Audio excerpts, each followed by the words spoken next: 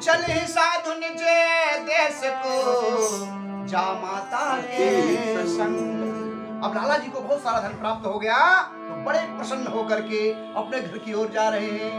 बरसात के दिनों में हरी हरी घास हो जाती है और हल्की हल्की रिमझिम बारिश हो रही होती है।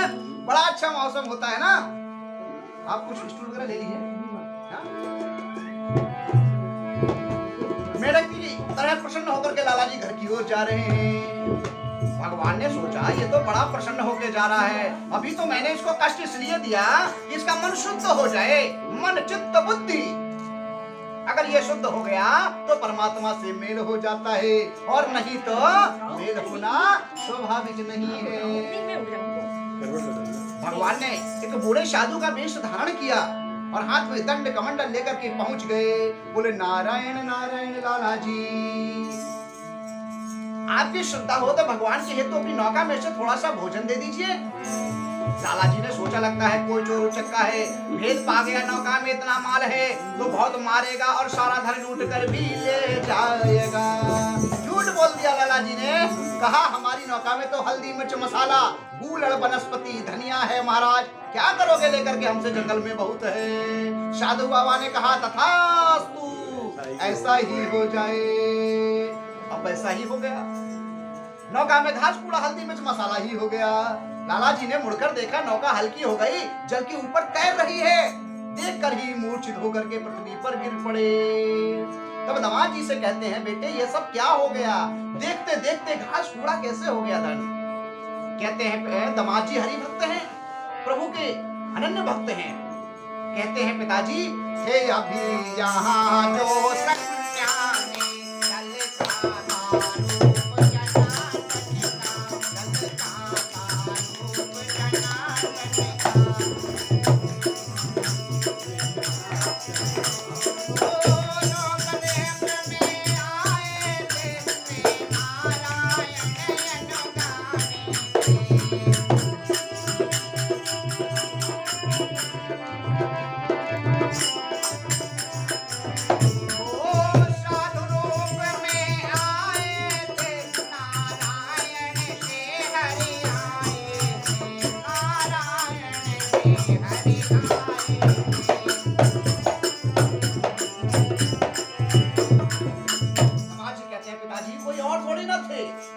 साधु बाबा जो आए थे वो धीर मधु धीरा नासुरी हरि आपके पास आए थे और आपने उनको पहचान नहीं पाया। अरे ना जाने किस रूप में नारायण मिल जाए, कोई पता थोड़ी ना है भगवान किस रूप में आ जाए हैं? और साधु बाबा का वेश धारण करके आए थे और आपने उनको पहचान नहीं पाया, झूठ बोल दिया है। बस उसी पाप के कारण से ये सुख ने मुखड़ा मोड़ा है। कहते बेटे बताओ धन कैसे मिलेगा? कहा अगर भगवान मिल जाएंगे तो धन भी मिल जाएगा। चलिए भगवान को चलकर ढूंढते हैं। कहते चलो ढूंढते हैं भगवान को। काशी गए, मथुरा गए, हरिद्वार गए, 4 धाम की यात्रा कराए। लाला जी कहते हैं दामाद जी से बेटे तुम्हारे भगवान कहीं दिखाई नहीं दे रहे हैं हमको। दामाद जी कहते हैं पिताजी 5 रुपए की बूंदी खाने के लिए भगवान किसी शिलापट्ट के ऊपर बैठकर आपका इंतजार थोड़ी करते हैं, भगवान तो भाव से हृदय में ही विराजमान हो जाते हैं। कहा बेटे पहले बताया होता 10 रुपए का भाव बाजार से ले आते, इतना क्यों चलवाया आपने हमें? कहते हैं अरे दुकान वाले भाव से भगवान थोड़ी ना मिलते हैं, भगवान तो हृदय वाले भाव से मिलते हैं। कहते फिर कैसे मिलते हैं बताओ ना। तब कहते हैं दामाद जी सुनिए पिताजी कैसे मिलते हैं। भाव के भूखे हैं भगवान, भाव के भूखे हैं भगवान, भाव के भूखे हैं भगवान, भाव के भूखे हैं भगवान।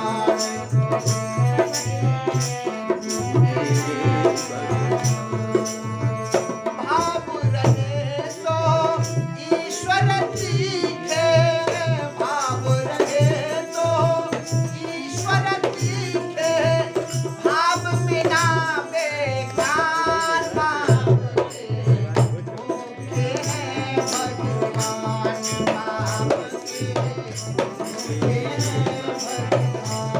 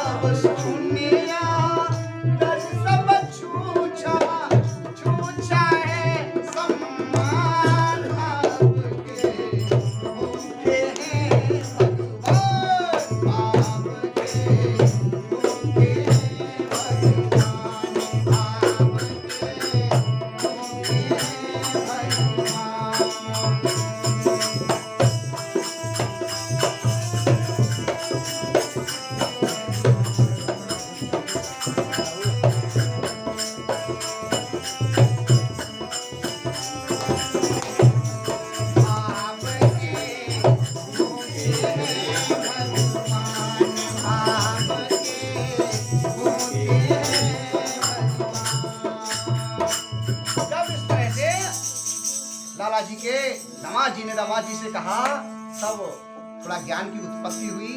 शाहूकार ने कहा, चलो बेटा आपने बहुत अच्छी बात कही है, अब भगवान को ढूंढते हैं। जो ही ध्यान लगाया परमात्मा का, स्मरण किया है मन से, एक बट वृक्ष के नीचे देखते हैं कि एक साधु बाबा विराजमान है। दौड़ लगाई लाला जी ने 120 की स्पीड से और पहुंच गए, उनके चरण पकड़ लिए कि हटता है नहीं हटाएंगे, हटता है नहीं हटाएंगे।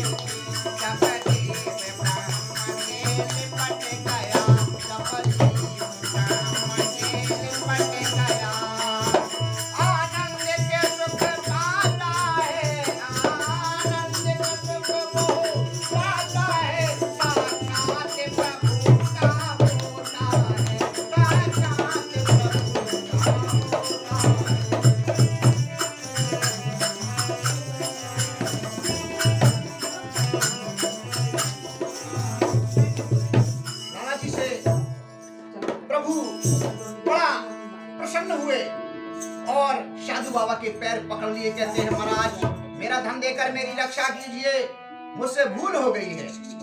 साधु बाबा कहते हैं मैं तो फक्कड़ बाबा जंगल में अकेला बैठा हूँ, तुमको कहीं मेरे पास धन दिख रहा है? कहा नहीं महाराज, मैं आपको पहचान नहीं पाया, मुझसे भूल हो गई। तब साधु बाबा कहते हैं अब तुम समझ ही जब गए हो तो सुनो, प्रण तुमने पूजन का करके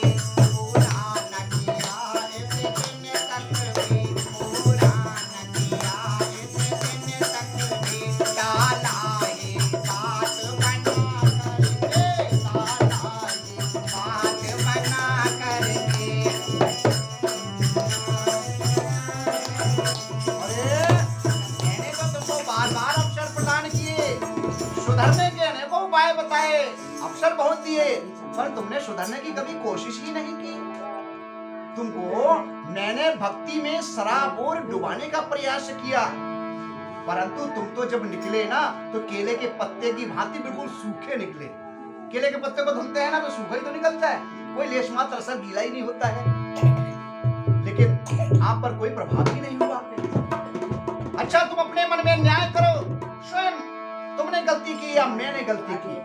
प्रभु ने जब साहूकार से ऐसा कहा है तो साहूकार को सब पिछला ध्यान आ गया और कहने लगे, हाथ जोड़कर प्रभु के सम्मुख खड़े हो गए। कहते हैं साहूकार कि मैं अपराधी जन्म का और नक्शिक भरा विकार, तुम दाता दुख भंजना मेरी करो पुकार। हे प्रभु, मैं जन्म से लेकर आज तक आपका अपराधी रहा हूँ, मेरा धन देकर मेरी रक्षा कीजिए।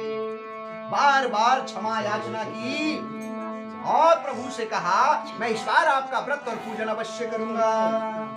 सुन करके देखो, भगवान के अंदर यही तो एक अद्भुत गुण है, भक्तों से कितनी भी गलती हो जाए भगवान क्षमा कर देते हैं। अगर क्षमा याचना का गुण संसार के मनुष्यों के अंदर आ जाए तो वो प्राणी भी भगवान के तुल्य हो जाया करते हैं। भगवान ने क्षमा कर दिया, नौका की माया सब दूर हो गई, हीरा भरा सोना चांदी लाला जी को पुनः प्राप्त हो गया। अब अपने घर की ओर आगे बढ़े, थोड़ी दूरी पर जब घर रह गया तो मल्लाह से कहते हैं जाओ घर पर सेठानी जी को बता दो जाकर के कि लाला जी आ रहे हैं, दामाद जी आ रहे हैं और बहुत सारा धन भी लेकर के आ रहे हैं, जाइए आप बता दीजिए उनको।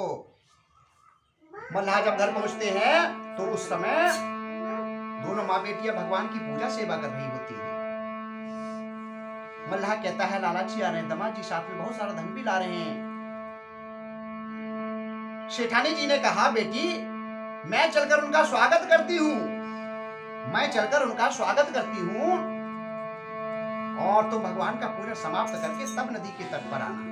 कन्या भी अपने पति दर्शनों को इतनी उतावली हो गई कि भगवान का पूजन तो किया परंतु बिना भोग लगाए बिना प्रसाद खाए वो भी नदी के तट पर दौड़ी चली गई।